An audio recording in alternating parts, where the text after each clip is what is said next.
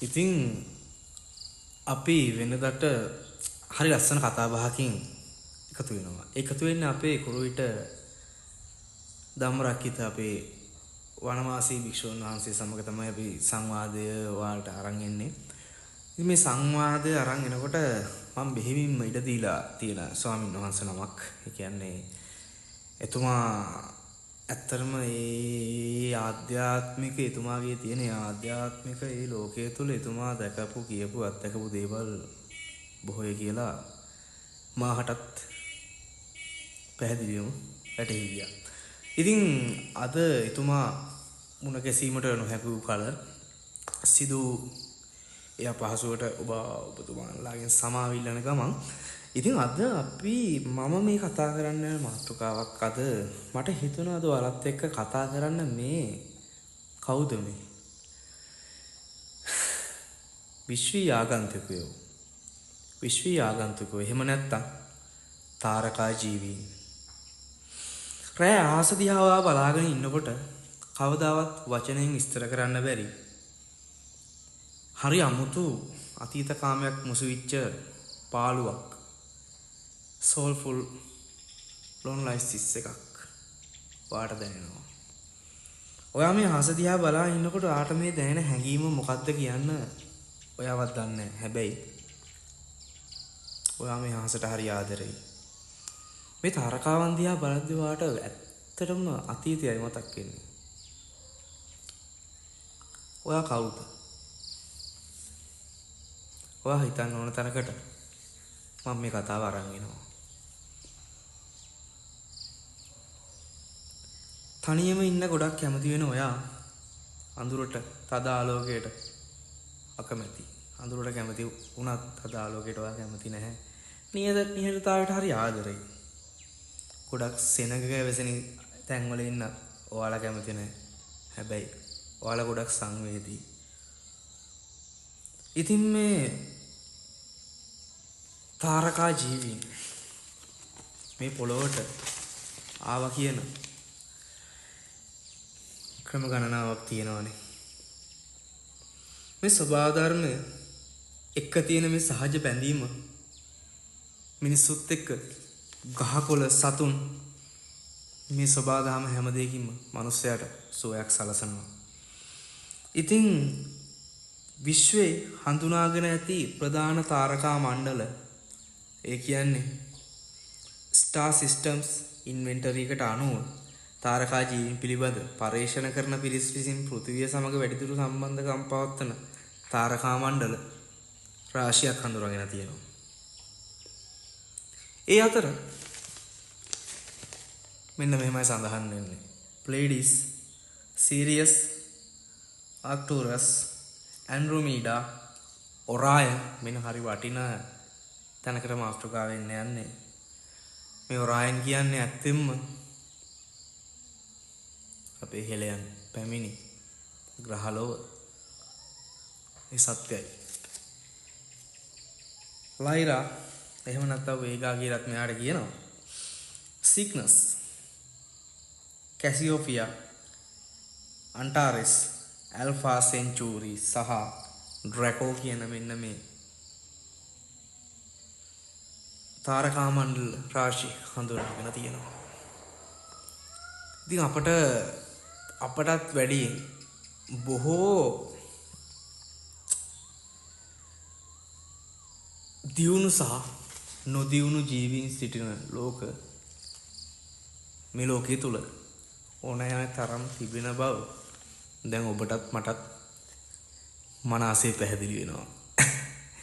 ඉතින් ඔළුවට එකපාර බරක් දීගෙන මේ කතාව අරන් යන්නේ නැතුව අපි යම් පොඩි මයින්ඩ් රිලැක්සේෂන් එකකට දැන් මම ඔයාගේ මනස මාර විදියට සැහැල්ලු කරනවා.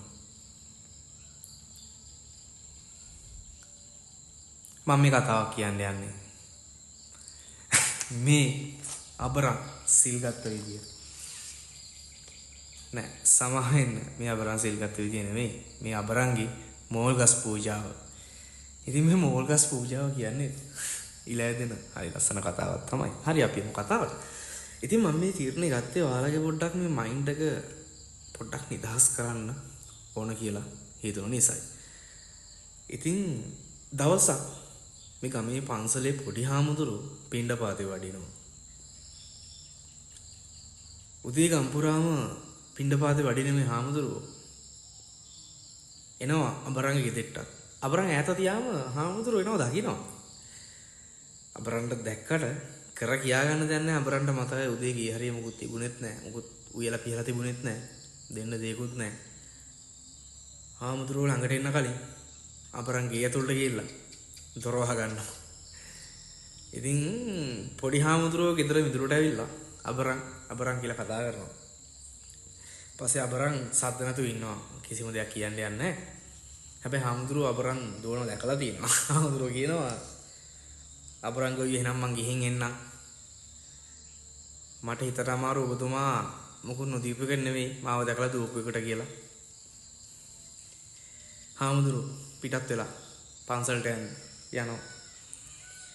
අබරන්ට ඇඳයට හිටපු අබරන්ට මේ කතාව අහලා හරියට දුක හිතෙනවා. අබරන් කල්පනා කරනවා හාමුදුරුවන්ට මොනවද මම දෙන්නේ? දෙන්න කිසිම දෙයක් නැහැ. හැබැයි අබරන්ට මතක් වෙනවා පුංචි දෙයක්. මොකද දන්නවද? අබරන්ගේ දෙට්ට අලුත් මෝල් ගහක් හදන්න ඇවිල්ලා තිබුණා. ඔඩු බාස් කෙනෙකුට කියලා. හොඳ මෝල් ගහක් කිතුල්ලි මෝල් ගහක්. කළු පාටට හොඳ කිතුල්ලිය මෝර පාටෙන් හදපු හොඳ මෝල් ගහක්. අබරන්ට රක් ගාලා මතක් වුණා පන්සලටත් මෝල් ගහක අඩුපාඩුවක් ඇති. අනේ මේක හරි මන් දෙනවා කියලා ටක් ගාලා අබරන් ඇඳෙන් එළියට ඇවිල්ලා ගත්ත මෝල් ගහ අරගෙන කරේ තියාගෙන එළියට අරන් ඇවිල්ලා බලනකොට හාමුදුරුවෝ සාමාන්‍යයෙන් මීටර් 100ක් 200ක් ටිකක් ඈතින් වඩිනවා. හැබැයි අබරන්ට කතා කරෝ අබරන් හූ කිව්වොත් ඇහෙනමානේ. අබරන් කෑ ගහලා හාමුදුරුවනේ ඉන්ටර්වියුව මෝල් ගහ පෙන්නලා. හාමුදුරුවෝ බැලුවා දැන් මොකද්ද මේ කියන්නේ කියලා ටිකක් දැන් ඈතින්ලා හාමුදුරුවෝ බලනවා. අබරන් ඉන්නවා මෝල් ගහකුත් පෙන්නලා ඉන්ට කියනවා. දැන් ඊට පස්සේ හාමුදුරුවෝ බැලුවා. හාමුදුරුවෝ ගණන් ගන්නතු ආයෙ ටිකක් දුර ගියා. ආයෙ පිටිපස්ස ආයෙ අබරන් කෑ ගන්නවා ඉන්ට කියලා බලනකොට දැන් හාමුදුරුවෝ ආයෙ හැරලා බලනකොට මෙන්න අබරන් මෝල් ගහ කරේ තියන් හාමුදුරුවෝගේ පැත්තට දුවගෙන එනවා. හාමුදුරුවෝ බැලුවා එනකොට හරියන්නේ නැහැ. දැන් අබරන් ගොයියා ගත්ත සරමාතට මෝල් ගහ කරේ තියන් හාමුදුරුවෝ පස්සේ දැන් එනවා. දැන් හාමුදුරුවෝ හිතන්නේ අබරන් දැන් එලවනවා කියලා. හාමුදුරුවෝ පටන් ගත්ත දුවන්න ගත්ත සිවුර කැහපොට අල්ලගෙන මේ පැත්තෙන් අඳන කඩේ යටින් දෙකත් එක්ක අහුවෙන්න සිවුර ගත්තා. අතර හාමුදුරුවෝ දැන් දුවනවා. දැන් අබරන් පන්නනෝනේ අබරන් යන්නේ ගහන්නනේ මෝල් ගහ පූජා කරන්න. අබරන් හාමුදුරුවෝ හිතන්නේ අබරන් එන්නේ මට වෙලන්න. පස්සේ මොකද තටනද කරේ? හාමුදුරුවෝ දුවනවා අබරන් පන්නනවා. දැන් අබරන් දැන් හාමුදුරුවෝ දුවගෙන ටික දුර ගිහලා ආයෙ පිටිපස්ස බලනකොට ආයෙ අබරන් එනවා මෝල් ගහ කරේ තියාගෙන. ඒ කියන්නේ අබරන් ආපහු පණ්ඩගෙන එනවා. බැරි බදලා හාමුදුරුවෝ දිව්ව චෙට් එක වයියා. කෆීරේ අතරමට ගිහිල්ලා ආවාසගෙත් පහු කරගෙන ගිහිල්ලා යනකොට හාමුදුරුවෝ ඉන්න පන්සල මැද්ද ඇවිඳගෙන. පොඩි ළම කොහෙද ගියේ? කොහෙවත් නැහැ. අම්මට දෙවි මම ලොකු හාමුදුරුවනේ. වෙච්ච දේ අහන්නකෝ. අබරන් එනවා මෝල් ගහ කරගෙන මට ගහන්න. අම්මට දෙවි හාමුදුරුවෝ මුකුත් නැහැ වැඩ වැඩිලා. සිවුර වෙලේ. ඔන්න ඔය කතාව ඉවර වුණේ. ඉතින් ටිකක් වෙලා hina වෙලා හැම කතාව හොඳයි නම් කමෙන්ට් එක පිනුත් තියන්න අමතක කරන්නත් එපා. හරි අපි ආයෙත් වෙමු මාතෘකාවට. ඉතින් මේ තාරකා ජීවීන් ගැනනේ අපි කතා කර හිටියේ. මේ තාරකා ජීවීන් එන්නේ හරි අමුතු පාඩම් ජීවිතේට කියා දීලා යන්න. ඒ කියන්නේ මේ සාමාන්‍ය වැසියෝ ජීවත් වෙන පරිසරයේම තව කිසිම කෙනෙකුට හිතා ගන්න බැරි කියව ගන්න තේරෙන්නේ නැති හරි අමුතු මේ ලෝකේ වෙනස් කිරීමටම පැමිණි ඒලියන්ස්ලා ඉන්නවා. මේ තාරකා ජීවීන් ඉන්නවා. එයාලා මේ ලෝකේ නිදහස සහ මේ ලෝකේ සාමය සතුට මේ දේවල් ගැන පාඩම් කියා දීලා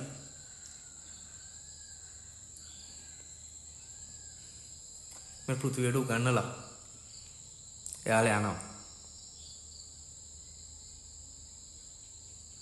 අපට අතීතයේ වන්දනාමාන කරන්න තැන් ඉතුරු වෙන්නේත් මේ තාරකා ජීවීන්ගේ එක එක ක්‍රියාකාරකම් තමයි. විද්‍යාව ආලෝකය අඳුර අතර සම්බරතාවය මේගොල්ලෝ හොඳ හැටි දන්නවා. මේ විද්‍යාව සහ ආධ්‍යාත්මය එකට යාකර හැකි ආකාරයේ ලෝකයට කියා දෙන්නේ න තාරකා ජීවීන්ව මුණ ගැහුණු මගේ හරගන්න එපා. මොකද අපට වැඳුම් පිදුම් කිරීමට ඇති මේ දෙවිවරු බුදුවරු රජවරු මේ සියලු දෙනා ඔබ මා හමුවට ආපු ඒ තාරකා ජීවීන් තමයි. මොකද එයාලා මේ ලෝකයට වෙනස්. මං ඔයාට කියන්නේ ඔයාටත් හිතනවා නම් මේ ලෝකේ හැමෝටම වැඩිය මම වෙනස්. මාව තේරුම් ගන්න පුළුවන් කිසි කෙනෙක් නැහැ. හැබැයි මේ අහස දිහා බලද්දී මට හිතෙනවා මට ලොකු දෙයක් කරන්න පුළුවන් කියලා. හැබැයි මට කවුද උදව් කරන්නේ? මම නම් කියන්නේ කිසිම කෙනෙක්ගේ උදව් බලාපොරොත්තු නොවි. ඔයාට දැනෙන දේ ඔයාට හිතෙන දේ ඔයා ලෝකෙට කරන්න. මේ ලෝකේ සුවපත් කිරීමේ මේ මෙහෙයුමට ඔයත් දායක වෙන්න. ඔයා ඉගෙනගෙන වෛද්‍යවරයෙක් වෙලා මේ ලෝකෙට කොච්චර සේවයක් වාට කරන්න පුළුවන්ද? ඔයාට ජීවිතේ මේ සිවුර එහෙම නැත්නම් මේ මහානකමට ඇතුළත් වෙලා හරි විදිහට මේ ලෝක කොච්චර නිවන්න පුළුවන්ද?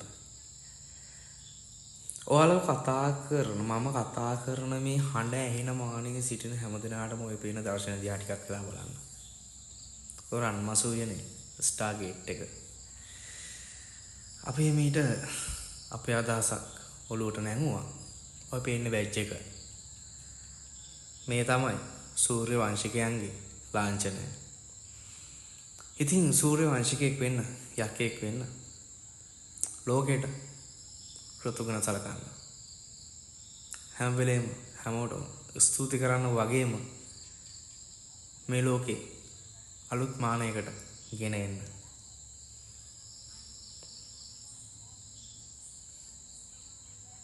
ඉතින් මේ දේවත්වයෙන් සැලකෙන තාරකා ජීවීන් මොකද ඒ ජීවීන් මේ ලෝකෙට එන්නේ හරි සුන්දර දවස්වල. හොඳ ලග්නයක් ඇතුව හොඳ උපතක් ඇතුව ඒ උපත ලබන තාරකා ජීවීන් මේ ලෝකේ ලස්සන කරනවා.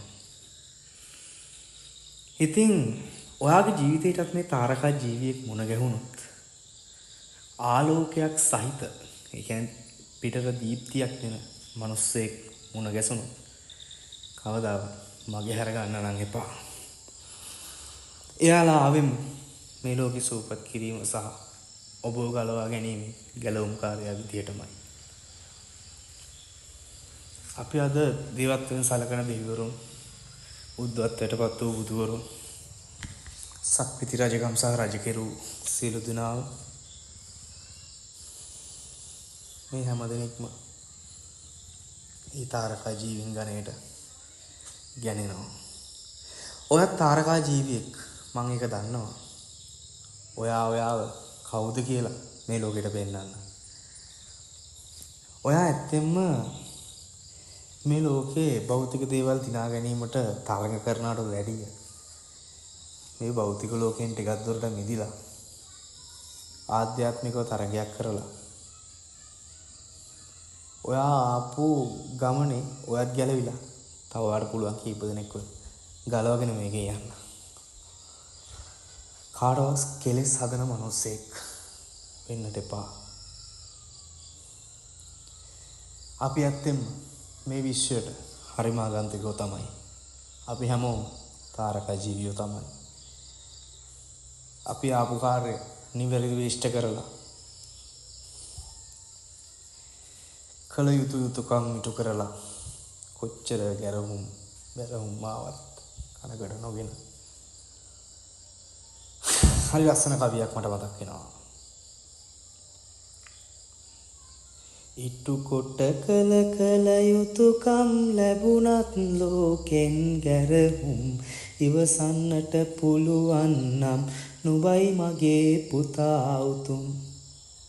එහෙනම් අදට මං ගිහින් එන්න හැමෝටම සුබ රාත්‍රියක් බුදු සරණයි. ඉතින් අපේ ඊළඟ වැඩසටහනින් හමු වෙනතුරු ඔයාලා හැමෝටම යහපතක්ම වේවා. ස්තුතියි.